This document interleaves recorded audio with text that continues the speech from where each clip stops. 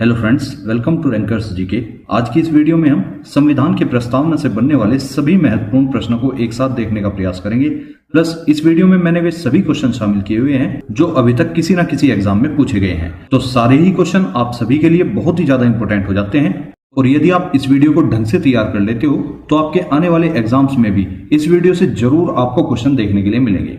तो चलते हैं पहले क्वेश्चन की तरफ।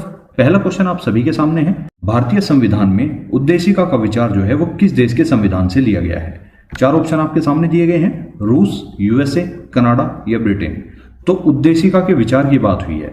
उद्देशिका का जो विचार है वो भारतीय संविधान के अंदर यूएसए के संविधान से लिया गया है। ऑप्शन नंबर 20 का बिल्कुल करेक्ट आंसर है। नेक्स्ट क्वेश्चन, भारतीय संविधान में उद्देशिका की भाषा किस देश के संविधान से ली गई है? तो उद्देशिका की जो भाषा है वो आप सभी को पता होगा, ऑस्ट्रेलिया के संविधान से ली गई है। ऑप्शन नंबर 20 का बिल्कुल करेक्ट आंसर है। नेक्स्ट क्वेश्चन, संविधान की उद्देशिका में अब तक कितनी बार संशोधन किया जा चुका है? आप सभी को बताना है कितनी बार संविधान की प्रस्तावना में संशोधन हो चुका है। 2 बार, 3 बार, 4 बार या केवल 1 बार? तो इसका सही आंसर हो जाएगा ऑप्शन नंबर डी, अर्थात केवल 1 बार ही संशोधन हुआ है। और कौन सा संशोधन था? वो था 42वां संविधान संशोधन 1976। इतनी चीज आपको इससे ध्यान रखनी है। नेक्स्ट क्वेश्चन, भारतीय संविधान की उद्देशिका के अंदर जो संशोधन हुआ था वो किस अधिनियम के तहत किया गया था? तो इसका सही आंसर हो जाता है 42वां संविधान संशोधन 1976। ऑप्शन नंबर ए इसका बिल्कुल करेक्ट आंसर है। नेक्स्ट क्वेश्चन, भारतीय संविधान में हम भारत के लोग शब्दों का प्रयोग कहां से लिया गया है? तो आप सभी जानते होंगे, हम भारत के लोग, इन शब्दों के द्वारा ही प्रस्तावना की शुरुआत होती है और ये शब्द संविधान की प्रस्तावना से लिए गए हैं। ऑप्शन नंबर डी इसका बिल्कुल करेक्ट आंसर है। नेक्स्ट क्वेश्चन, किसने प्रस्तावना को भारतीय संविधान की आत्मा कहा है? तो भारतीय संविधान की आत्मा का जो स्टेटमेंट दिया था वो दिया था ठाकुर दास भार्गव जी ने। ऑप्शन नंबर सी इसका बिल्कुल करेक्ट आंसर है। नेक्स्ट क्वेश्चन, किसने प्रस्तावना को पहचान पत्र की संज्ञा दी है? तो पहचान पत्र कहा था N.A. पालखीवाला जी ने। ऑप्शन नंबर ए इसका बिल्कुल करेक्ट आंसर है। नेक्स्ट क्वेश्चन, किसने प्रस्तावना को संविधान की जन्म कुंडली कहा है? तो ये स्टेटमेंट दिया था K.M. मुंशी जी ने। ऑप्शन नंबर सी इसका बिल्कुल करेक्ट आंसर है। नेक्स्ट क्वेश्चन, भारतीय संविधान का कौन सा भाग संविधान की आत्मा कहलाता है? तो आप सभी इस क्वेश्चन से भलीभांति रूप से परिचित होंगे। संविधान की उद्देशिका या आप कह सकते हो संविधान की प्रस्तावना, इसी को संविधान की आत्मा कहा जाता है। ऑप्शन नंबर सी इसका बिल्कुल करेक्ट आंसर है। नेक्स्ट क्वेश्चन, भारतीय संविधान की प्रस्तावना किन शब्दों से शुरू होती है? तो आप सभी जानते हैं भारतीय संविधान की जो प्रस्तावना है वह हम भारत के लोग नामक शब्दों से शुरू होती है। ऑप्शन नंबर 20 का बिल्कुल करेक्ट आंसर है। नेक्स्ट क्वेश्चन, भारतीय संविधान की प्रस्तावना संशोधित संस्करण है। आपको बताना है कि भारतीय संविधान की जो प्रस्तावना है वह किसका एक संशोधित संस्करण है।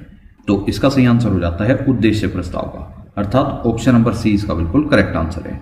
नेक्स्ट क्वेश्चन, संविधान सभा में उद्देश्य प्रस्ताव निम्नलिखित में से किस एक के द्वारा प्रस्तुत किया गया था? तो उद्देश्य प्रस्ताव का जो प्रस्तुतिकरण हुआ था वह पंडित जवाहरलाल नेहरू के द्वारा किया गया था। ऑप्शन नंबर 20 का बिल्कुल करेक्ट आंसर है। नेक्स्ट क्वेश्चन, भारतीय संविधान की प्रस्तावना में लिखित हम भारत के लोग, या आप बोल सकते हो we the people of India, से क्या अर्थ निकलता है? तो इस सेंटेंस का अर्थ है कि संविधान का निर्माण जो है वो भारत की जनता द्वारा हुआ है। ऑप्शन नंबर 20 का बिल्कुल करेक्ट आंसर है। नेक्स्ट क्वेश्चन, संविधान की प्रस्तावना के अनुसार भारत किस प्रकार का राष्ट्र है? तो प्रस्तावना के अनुसार अगर बात करूं तो भारत जो है वो एक धर्मनिरपेक्ष राष्ट्र हो जाता है, अर्थात जिसका कोई धर्म ना हो, जो सभी धर्मों को समान रूप से मानता हो। नेक्स्ट क्वेश्चन, भारत में लौकिक सार्वभौमिकता है क्योंकि संविधान की प्रस्तावना आरंभ होती है। तो आपको बताना है भारत की संविधान की प्रस्तावना किन शब्दों से आरंभ होती है? प्रजातांत्रिक भारत के शब्दों से, जनता के जनतंत्र शब्दों से, जनता के लोकतंत्र शब्दों से, या फिर हम भारत के लोग नामक शब्दों से। तो ऑप्शन नंबर डी इसका बिल्कुल करेक्ट आंसर हो जाएगा, हम भारत के लोग शब्दों से। नेक्स्ट क्वेश्चन, संविधान सभा में जवाहरलाल नेहरू द्वारा उद्देश्य प्रस्ताव कब प्रस्तुत किया गया था? तो आपको ये सभी को पता है उद्देश्य प्रस्ताव का जो प्रस्तुतिकरण था वो जवाहरलाल नेहरू जी के द्वारा किया गया था, लेकिन आपको पता होना चाहिए कि ये कब प्रस्तुत हुआ था। तो 13 दिसंबर 1946 को यह प्रस्तुत किया गया। ऑप्शन नंबर 20 का बिल्कुल करेक्ट आंसर है। नेक्स्ट क्वेश्चन, कौन सा संविधान संशोधन लघु संविधान या जिसे आप मिनी कॉन्स्टिट्यूशन के नाम से भी जानते हैं माना जाता है? तो आप सभी जानते हैं 22वां नहीं, ये 42वां है, इसको 42वां कर लेना। 42वां संविधान संशोधन अधिनियम 1976। ऑप्शन नंबर सी इसका बिल्कुल करेक्ट आंसर है। नेक्स्ट क्वेश्चन, भारतीय संविधान की प्रस्तावना में प्रयुक्त न्याय शब्द क्या अभिव्यक्त करता है? तो भारतीय संविधान की जो प्रस्तावना में न्याय की बात की गई है उसमें कितने प्रकार के न्याय की बात की गई है, ये चीज आपसे पूछ रहा है। तो कुल मिलाकर प्रस्तावना में 3 प्रकार के न्याय की बात कही गई है, सामाजिक न्याय, आर्थिक न्याय व राजनीतिक न्याय। तो ऑप्शन नंबर डी इसका बिल्कुल करेक्ट आंसर है। नेक्स्ट क्वेश्चन, सभी व्यक्ति पूर्णतः और समान रूप से मानव है, यह सिद्धांत किस नाम से जाना जाता है? तो इस सिद्धांत को सार्वभौमिकता के नाम से जाना जाता है। ऑप्शन नंबर ए इसका बिल्कुल करेक्ट आंसर है। नेक्स्ट क्वेश्चन, संविधान की प्रस्तावना में वर्णित हम भारत के लोग का क्या अर्थ है? तो मैंने आपको ये क्वेश्चन अभी बताया, हम भारत के लोग का अर्थ है कि संप्रभु शक्ति, अर्थात भारत एक संप्रभुत्व राष्ट्र है जिसे अपने फैसले लेने में स्वतंत्रता है। नेक्स्ट क्वेश्चन, भारत के संदर्भ में धर्मनिरपेक्ष शब्द का सही भाव क्या है? तो धर्मनिरपेक्ष के बारे में भी मैंने अभी बताया, अर्थात भारत में राज्य का कोई धर्म नहीं होता, जो सभी धर्मों को समान रूप से मानता हो उसे ही धर्मनिरपेक्ष कहा जाता है। नेक्स्ट क्वेश्चन, भारत के संविधान की उद्देशिका में कितने प्रकार की न्याय की व्यवस्था की गई है? तो ये क्वेश्चन भी मैं आपको बता चुका हूं। भारत के संविधान की प्रस्तावना या उद्देशिका में कुल 3 प्रकार के न्याय की बात की गई है, सामाजिक न्याय, आर्थिक न्याय व राजनीतिक न्याय। नेक्स्ट क्वेश्चन, भारतीय संविधान की प्रस्तावना में कितने प्रकार की स्वतंत्रता का उल्लेख दिया गया है? तो स्वतंत्रता की अगर बात करूं तो कुल मिलाकर 5 प्रकार की स्वतंत्रता आपको संविधान की प्रस्तावना में देखने के लिए मिल जाती है। एक बार उन 5 की 5 स्वतंत्रताओं को भी रिवाइज करके चलते हैं। जैसे कि आप देख पा रहे होंगे, पहले नंबर पर आ जाती है विचार की स्वतंत्रता, अर्थात व्यक्ति को अपना विचार रखने की स्वतंत्रता है, अर्थात भारत के अंदर किसी भी व्यक्ति को अपना विचार विमर्श करने की स्वतंत्रता है, विचार रखने की स्वतंत्रता है।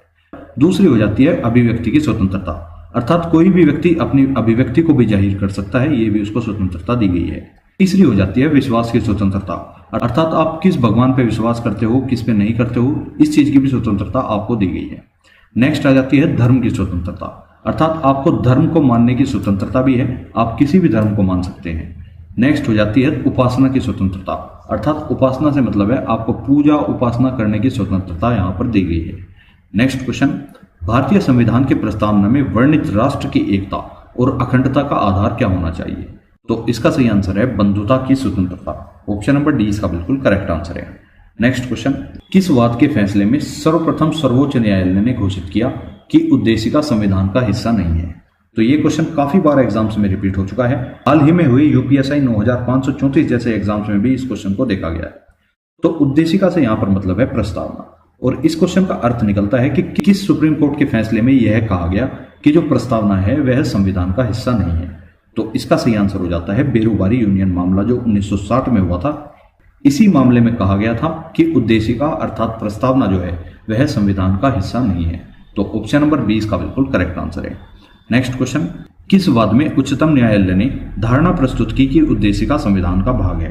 अभी मैंने आपको बताया कि किस वाद में कहा गया कि उद्देशिका संविधान का हिस्सा नहीं है, लेकिन उसी के कुछ वर्षों बाद एक फैसले में यह कह दिया गया कि प्रस्तावना जो है वह संविधान का भाग है। तो ऐसा मामला था एसआर बोम्मई बनाम यूनियन ऑफ इंडिया का। ऑप्शन नंबर ए इसका बिल्कुल करेक्ट आंसर है। इसी मामले में कहा गया कि उद्देशिका संविधान का भाग है। नेक्स्ट क्वेश्चन, किस वाद में सर्वोच्च न्यायालय ने प्रस्तावना को भारतीय संविधान की मौलिक संरचना का भाग स्वीकार किया? तो इसका सही आंसर हो जाता है केशवानंद भारती विवाद, जो कि 1973 में हुआ था। इसी में भारतीय संविधान की प्रस्तावना को भारतीय संविधान की मौलिक संरचना का भाग स्वीकार कर लिया गया। नेक्स्ट क्वेश्चन, संविधान निर्माताओं ने किस पर विशेष ध्यान दिया था? मौलिकता पर, नागरिकता पर, राष्ट्रपति पर या प्रस्तावना पर? तो ऑप्शन नंबर डी इसका बिल्कुल करेक्ट आंसर हो जाएगा, अर्थात प्रस्तावना पर। नेक्स्ट क्वेश्चन, संविधान में हमारे राष्ट्र का उल्लेख किस नाम से जाना जाता है? तो आप सभी जानते होंगे, भारतीय संविधान में भारत अर्थात इंडिया के नाम से हमारे राष्ट्र का उल्लेख माना जाता है। ऑप्शन नंबर सी इसका बिल्कुल करेक्ट आंसर है। नेक्स्ट क्वेश्चन, प्रस्तावना का वह प्रावधान जो सभी वयस्क नागरिकों को मतदान का अधिकार प्रदान करता है क्या कहलाता है? तो जो मतदान करने का अधिकार प्रदान करे उसे कहा जाता है प्रजातंत्र। ऑप्शन नंबर सी इसका बिल्कुल करेक्ट आंसर है। नेक्स्ट क्वेश्चन, भारतीय संविधान की प्रस्तावना के अनुसार भारत के शासन की सर्वोच्च सत्ता किसमें निहित है? तो आप सभी जानते होंगे, भारत के शासन की सर्वोच्च सत्ता जो है वह जनता के अंदर निहित है। ऑप्शन नंबर ए इसका बिल्कुल करेक्ट आंसर है। नेक्स्ट क्वेश्चन, भारतीय संविधान के उद्देश्यों, लक्ष्यों, आदर्शों तथा आधारभूत सिद्धांतों का संबंध किससे है? तो इसका सही आंसर हो जाएगा संविधान की प्रस्तावना से। नेक्स्ट क्वेश्चन, भारतीय संविधान की उद्देशिका किसका परिवर्तित रूप है? तो भारतीय संविधान की उद्देशिका जो है वह जवाहरलाल नेहरू जी के द्वारा प्रस्तुत उद्देश्य प्रस्ताव का ही एक परिवर्तित रूप हो जाती है। ऑप्शन नंबर डी इसका बिल्कुल करेक्ट आंसर है। नेक्स्ट क्वेश्चन, भारतीय संविधान की प्रस्तावना किसके उद्देश्य को प्रतिबंध करती है? तो इसका सही आंसर हो जाता है संविधान के उद्देश्य को। नेक्स्ट क्वेश्चन, लोकतंत्र का तात्पर्य है कि सार्वभौम सत्ता के हाथ में होती है, अर्थात सार्वभौम सत्ता जो है वो किसके हाथ में होती है? तो इसका सही आंसर हो जाता है लोगों के हाथ में। ऑप्शन नंबर 20 का बिल्कुल करेक्ट आंसर है। नेक्स्ट क्वेश्चन, निम्नलिखित में से कौन भारत को धर्मनिरपेक्ष राज्य वर्णित करता है? तो इसका सही आंसर हो जाता है संविधान की प्रस्तावना। नेक्स्ट क्वेश्चन, एक पंथ निरपेक्ष राज्य का मतलब क्या होता है? अर्थात जो एक पंथ निरपेक्ष राज्य होता है वह धर्मों के प्रति तटस्थ रहता है। ऑप्शन नंबर डी इसका बिल्कुल करेक्ट आंसर है। नेक्स्ट क्वेश्चन, न्याय में सम्मिलित सभी पक्ष सामाजिक, आर्थिक और राजनीतिक भारतीय संविधान में किस देश से ग्रहण किए गए हैं? तो ऑप्शन नंबर 20 का बिल्कुल करेक्ट आंसर है, रूस देश के संविधान से। नेक्स्ट क्वेश्चन, भारतीय संविधान के अंतर्गत भारतीय लोकतंत्र के आदर्शों को हम कहां देख सकते हैं? तो इसका सही आंसर हो जाता है संविधान की प्रस्तावना में। नेक्स्ट क्वेश्चन, भारतीय संविधान की उद्देशिका में किस संशोधन द्वारा समाजवाद, पंथ निरपेक्ष तथा अखंडता को जोड़ा गया है? तो ये तीनों ही शब्द जो हैं वे 42वें संविधान संशोधन 1976 के द्वारा जोड़ दिए गए थे। ऑप्शन नंबर सी इसका बिल्कुल करेक्ट आंसर है। नेक्स्ट क्वेश्चन, भारत में धर्मनिरपेक्ष राज्य को कौन वर्णित करता है? तो जो भारत के अंदर धर्मनिरपेक्ष राज्य को वर्णित करता है वह है संविधान की प्रस्तावना। ऑप्शन नंबर सी इसका बिल्कुल करेक्ट आंसर है। नेक्स्ट क्वेश्चन, भारतीय संविधान के अधिकार के स्रोत कौन से हैं? तो हम भारत के लोग, यही भारतीय संविधान के अधिकार के स्रोत हो जाते हैं। ऑप्शन नंबर 20 का बिल्कुल करेक्ट आंसर है। नेक्स्ट क्वेश्चन, प्रस्तावना में भारत को एक संपूर्ण प्रभुत्व संपन्न घोषित किया गया है जिसमें भारत किस प्रकार की सत्ता से पूर्णतः स्वतंत्र है? तो इसका सही आंसर हो जाता है आंतरिक सत्ता से व बाह्य सत्ता से, दोनों तरह की सत्ता से ही भारत पूर्णतः स्वतंत्र है। तो ऑप्शन नंबर सी इसका बिल्कुल करेक्ट आंसर है। नेक्स्ट क्वेश्चन, अब इस क्वेश्चन में आपको बताना है कि यह जो वाक्य मैं आपके सामने बोलने वाला हूं यह वाक्य किस शब्द को वर्णित करता है। जैसे संविधान की प्रस्तावना के अनुसार न केवल उत्पादन व वितरण के सभी साधनों का राष्ट्रीयकरण करना वर्ण गरीब व अमीर के मध्य दूरी कम करना, यह वाक्य किस शब्द को वर्णित करता है? तो इसका सही आंसर हो जाता है समाजवादी शब्द को। नेक्स्ट क्वेश्चन, प्रस्तावना का वह कौन सा प्रावधान है जो सभी वयस्क नागरिकों को मतदान का अधिकार प्रदान करता है? तो मैंने आपको अभी बताया गणतंत्र उसे कहा जाता है। ऑप्शन नंबर ए इसका बिल्कुल करेक्ट आंसर है। नेक्स्ट क्वेश्चन, भारत के संविधान की प्रस्तावना में प्रयुक्त स्वतंत्रता, समानता एवं बंधुत्व शब्द किस क्रांति से प्रेरित हैं? तो इस क्वेश्चन का आंसर तो आप सभी को पता होगा, फ्रांस की क्रांति से ही ये तीनों शब्द प्रेरित हैं। ऑप्शन नंबर 20 का बिल्कुल करेक्ट आंसर है। नेक्स्ट क्वेश्चन, संविधान की प्रस्तावना का विधिक स्वरूप क्या है? अर्थात संविधान की प्रस्तावना का विधिक स्वरूप हो जाता है कि संविधान की जो प्रस्तावना है यह कभी भी लागू नहीं की जा सकती।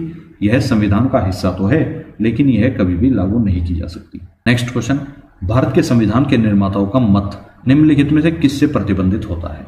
तो इसका भी सही आंसर हो जाता है उद्देशिका से।